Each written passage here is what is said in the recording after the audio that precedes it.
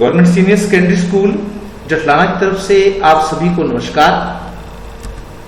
आज हम 12वीं कक्षा की पुस्तक स्वतंत्र भारत में राजनीति का अध्याय 4 करेंगे, जिसका नाम है भारत के विदेश संबंध। एक महत्वपूर्ण अध्याय है। तो इसमें आज हम सबसे पहले क्या करेंगे, विदेश नीति का क्या अर्थ है। तो सबसे पहले तो यह जानना जरूरी है कि विदेश नीति कहते किसको है, क्या होती है विदेश नीति। ध्यान से सुनना है सभी ने, ताकि ये आपकी समझ में इसका अर्थ आ जाए और आने वाले टाइम में आपको इस बारे में कोई उलझन ना रहे। जिस प्रकार व्यक्ति की अनेक आवश्यकताएं होती हैं, उसी प्रकार प्रत्येक देश की भी आर्थिक, राजनीतिक आदि अनेक आवश्यकताएं होती हैं। जिस प्रकार व्यक्ति अपनी सभी जरूरतें स्वयं पूरी नहीं कर सकता, ठीक उसी प्रकार कोई भी देश अपनी सभी आवश्यकताओं को अकेला रहकर पूरी नहीं कर सकता।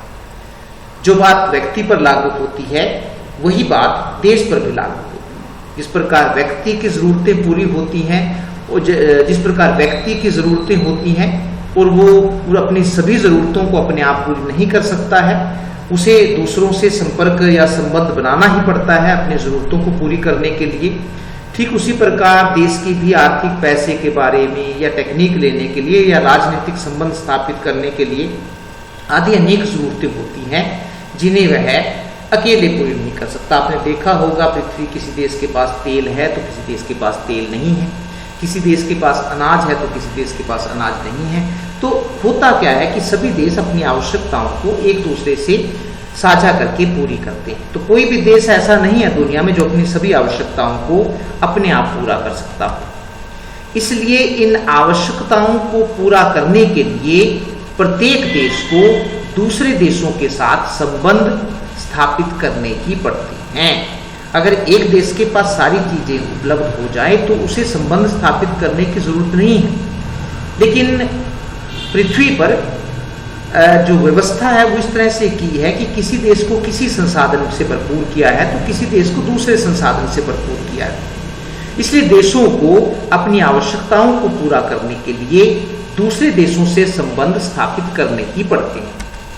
इन संबंधों को स्थापित करने के लिए एक देश जो नीति अपनाता है, उसे उसकी विदेश नीति कहते हैं। अगर आपकी समझ में आ गया होगा अच्छी तरह से कि हम क्या कहना चाहते हैं, कि एक देश की अनेक आवश्यकताएं होती हैं, उन आवश्यकताओं को वह अपने आप पूरा नहीं कर सकता, इसलिए उसे दूसरे देशों से मिलना पड़ता है अपनी आवश्यकताओं को पूरा करने के लिए। अब इसके बारे में कि वो दूसरे देशों से क्या चीज प्राप्त करने के लिए या दूसरे देशों से किसी बारे में कोई सहायता प्राप्त करने के लिए क्या नीति अपनाएगा, उस नीति को ही उसकी विदेश नीति कहते हैं। अतः एक देश दूसरे देशों के साथ संबंध स्थापित करने के लिए जो नीति अपनाता है, उसे विदेश नीति कहते हैं। आपने देखा होगा, अगर आपको किसी व्यक्ति की जरूरत है, आपकी कोई जरूरत है जो उस व्यक्ति से पूरी होती है, तो आप उसके साथ मित्रतापूर्ण संबंध रखेंगे, क्योंकि आपकी जरूरत उसके बगैर पूरी नहीं हो सकती है। और अगर आपको किसी व्यक्ति की जरूरत नहीं है तो उससे आप संबंध बिल्कुल भी नहीं रखेंगे। ये सिंपल सी बात है। तो यही बात एक देश पर लागू होती है कि जहाँ से आपका मतलब निकलता है, वहाँ से आप अच्छे संबंध स्थापित करते हैं, और जहाँ जिस देश की आपको जरूरत नहीं है, उससे आप दूर रहते हैं। तो इस नीति को ही आप किस देश से कैसे संबंध की कौन सी अपनी जरूरतें किस प्रकार से पूरी कर सकते हैं, वो जो आप नीति अपनाते हैं, उस नीति को ही विदेश नीति कहते हैं। भारत की विदेश नीति, या फिर हम कह सकते हैं नेहरू की विदेश नीति। अब ये भी एक सोचने वाली बात है कि भारत की विदेश नीति को नेहरू की विदेश नीति क्यों कहते हैं, इसमें आगे हम पढ़ेंगे।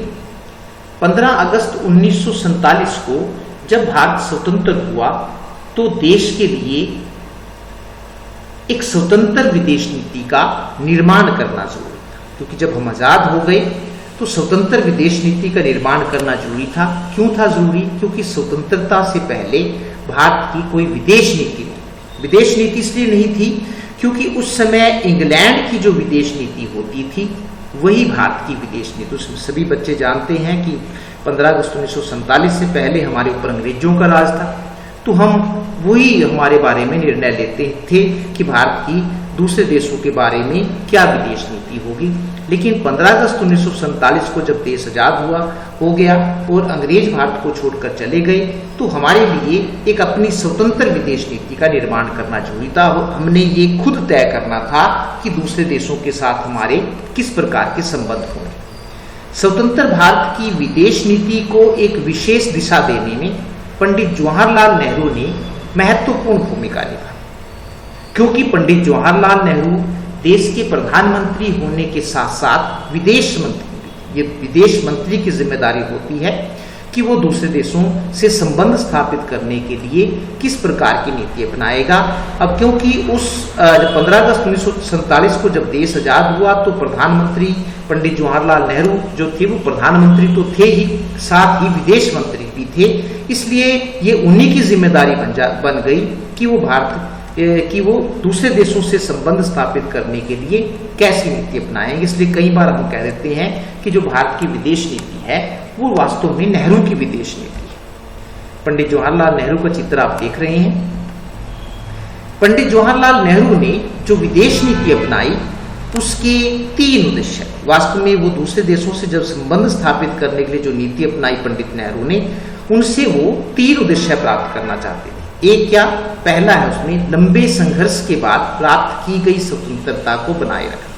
पहला जो स्वतंत्रता हमने एक लंबे संघर्ष, बहुत सारे बलिदान के बाद प्राप्त की थी, हम उसको दोबारा खोना नहीं चाहते थे, अपनी स्वतंत्रता को बनाए रखना चाहते थे। तो हम उन्हीं देशों से संबंध बनाना चाहते थे जो हमारी स्वतंत्रता का सम्मान करें। तो लंबे संघर्ष के बाद प्राप्त की गई स्वतंत्रता को बनाए रखना। दूसरा, देश की एकता और अखंडता को बनाए रखना, क्योंकि आप जानते हैं पहले वाले अध्याय में हम पढ़ चुके हैं 565 देशी रियासतें थी, तो उनको मिलाने में तो भारत ने सरदार वल्लभ भाई पटेल ने एक महत्वपूर्ण भूमिका निभाई थी। तो हम उस एकता और अखंडता को बनाए रखना चाहते थे, देश के टुकड़े करना नहीं चाहते थे। देश का तेज गति से आर्थिक विकास करना, तो ये भी हम चाहते थे कि देश का हमारा तेज गति से आर्थिक विकास हो। इसलिए भी हम, क्योंकि जब देश आजाद हुआ तो हमें एक पिछड़ी हुई अर्थव्यवस्था प्राप्त हुई थी जिसमें जो विकास की गति थी वो मध्यम थी और हम किसी भी तरह से उसका विकास नहीं कर सकते थे। तो हम देश का विकास करना भी हमारा एक लक्ष्य था। इन तीनों उद्देश्यों को प्राप्त करने के लिए नेहरू ने गुटनिरपेक्षता की नीति अपनाई। नेक्स्ट हमारे पास है विदेश नीति के निर्धारक तत्व की विदेश नीति। ये क्या है निर्धारक तत्व? कोई भी देश अपनी विदेश नीति का निर्माण करते समय कई तत्वों को ध्यान में रखता है। जब भी कोई देश दूसरे देशों से संबंध बनाता है या संबंध बनाने की उसको जरूरत पड़ती है तो कई बातें होती है जिनको ध्यान में रखकर वो अपनी विदेश नीति का निर्माण करता है। उसमें पहला क्या है? पहला है भौगोलिक तत्व। भौगोलिक तत्व क्या है? किसी भी देश की विदेश नीति उस देश की भौगोलिक परिस्थितियों से प्रभावित, उस देश का भूगोल कैसा है, मतलब उस देश के अगर पड़ोसी देश उसके पास है तो उसको अलग प्रकार की नीति अपनानी पड़ेगी।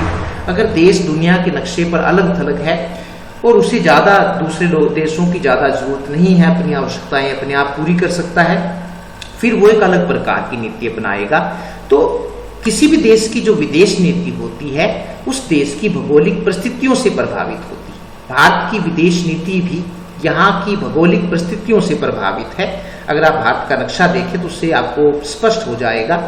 भारत के उत्तर में चीन है जिससे भारत का एक बार युद्ध हो चुका है, जानते हैं आप 1962 में भारत चीन युद्ध हो चुका है। पश्चिम में पाकिस्तान है जिसके साथ भारत के संबंध कभी भी अच्छे नहीं रहे।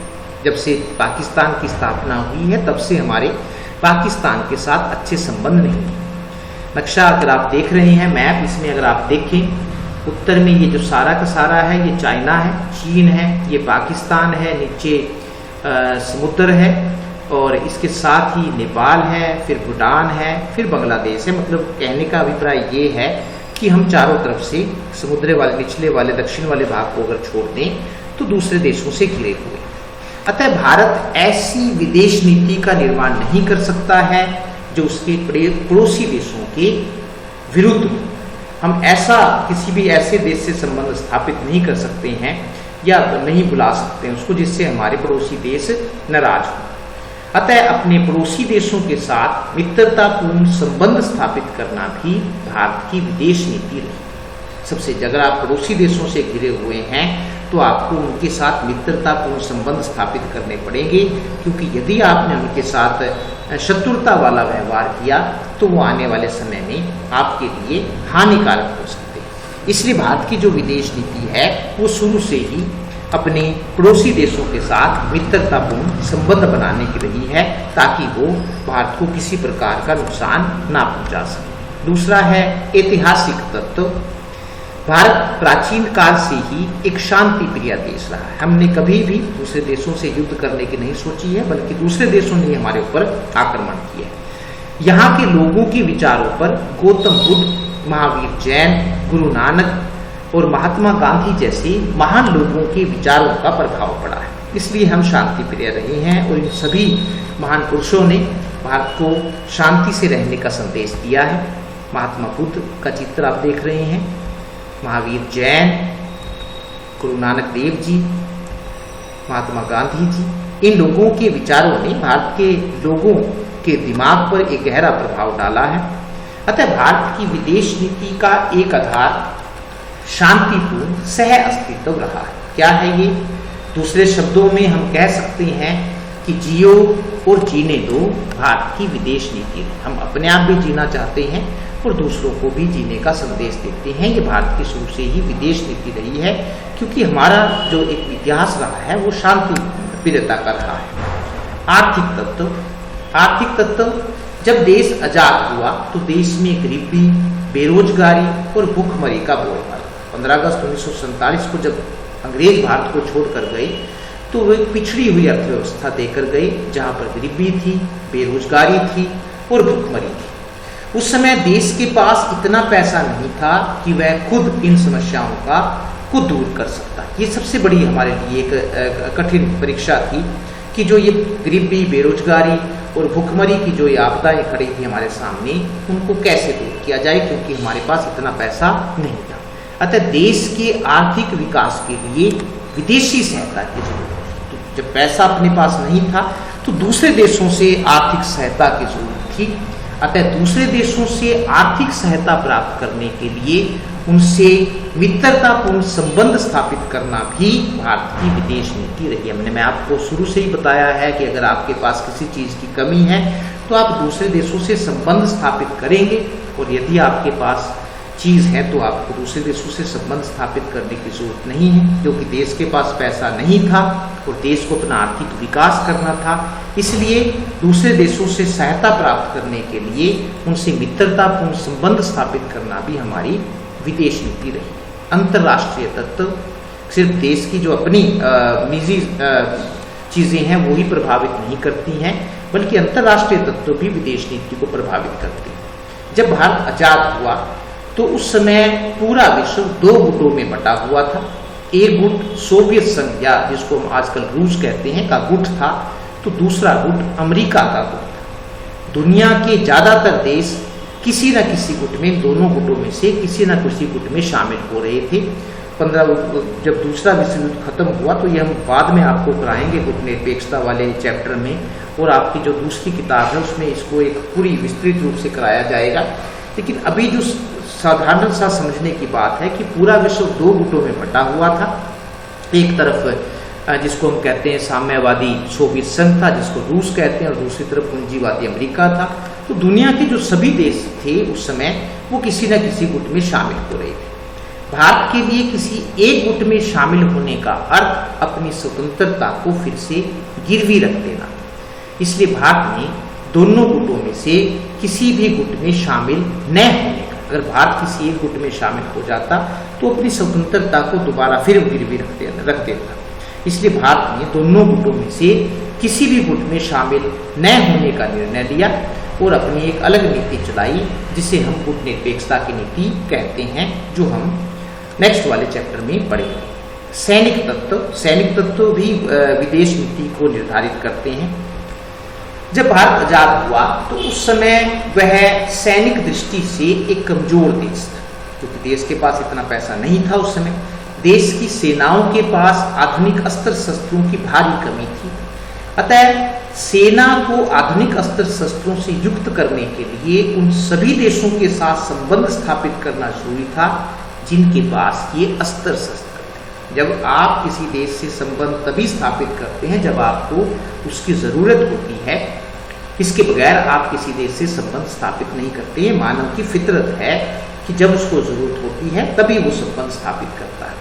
तो उस समय क्योंकि सेना के पास अस्त्र शस्त्र नहीं थे और हमें आधुनिक अस्त्र शस्त्र देकर अपनी सेना को आधुनिक अस्त्र शस्त्रों से लैस करना था, इसलिए हमने उन सभी देशों के साथ संबंध स्थापित किए जिनके पास ये अस्त्र शस्त्र थे। संवैधानिक प्रावधान यानी कि हमारे संविधान में विदेश नीति के बारे में क्या प्रावधान किए गए हैं, वो भी एक देश की विदेश नीति को निर्धारित करने में एक महत्वपूर्ण भूमिका निभाते हैं। हमारे संविधान की धारा 51 में राज्य नीति के निर्देशक सिद्धांत जिनको हम कहते हैं, भी विदेश नीति के बारे में कुछ प्रावधान किए गए। हमारे संविधान में भी कुछ प्रावधान किए गए हैं। वो जो विदेश नीति के बारे में जो जिस धारा में प्रावधान किए गए हैं वो धारा है 51। अपनी विदेश नीति का निर्माण करते समय हमने इन प्रावधानों का भी ध्यान रखा है। कौन कौन से प्रावधान हैं ये? अंतर्राष्ट्रीय संधियों का सम्मान करना, ये हमारे संविधान में लिखा हुआ है, इसलिए हमारी जिम्मेदारी बन जाती है कि जो भी अंतर्राष्ट्रीय संधियां हुई हैं उनका हम सम्मान करें। अंतर्राष्ट्रीय शांति को बढ़ावा देना, कि पूरे विश्व में शांति स्थापित करना, सभी देशों की एकता और अखंडता का सम्मान करना, ये हमारे संविधान में लिखा हुआ है। इसलिए हमारी शुरू से विदेश नीति रही है कि हम उनकी एकता और अखंडता का सम्मान करें। और एक है अंतर्राष्ट्रीय झगड़ों को सुलझाने में बिचौलिए की भूमिका। जो भी अंतर्राष्ट्रीय झगड़े हैं उनको सुलझाने में जो मध्यस्थ जिसको हम कहते हैं, बिचौलिया जिसको हम कहते हैं, उसकी भूमिका निभाना। तो जब भी भारत ने अंतर्राष्ट्रीय संगठनों, अंतर्राष्ट्रीय झगड़ों को सुलझाने में भारत की सहायता की जरूरत पड़ी है तो भारत ने झगड़ों को सुलझाने के लिए बिचौलिए की भूमिका निभाई है। तो ये थे विदेश नीति के निर्धारक तत्व। नमस्कार, धन्यवाद।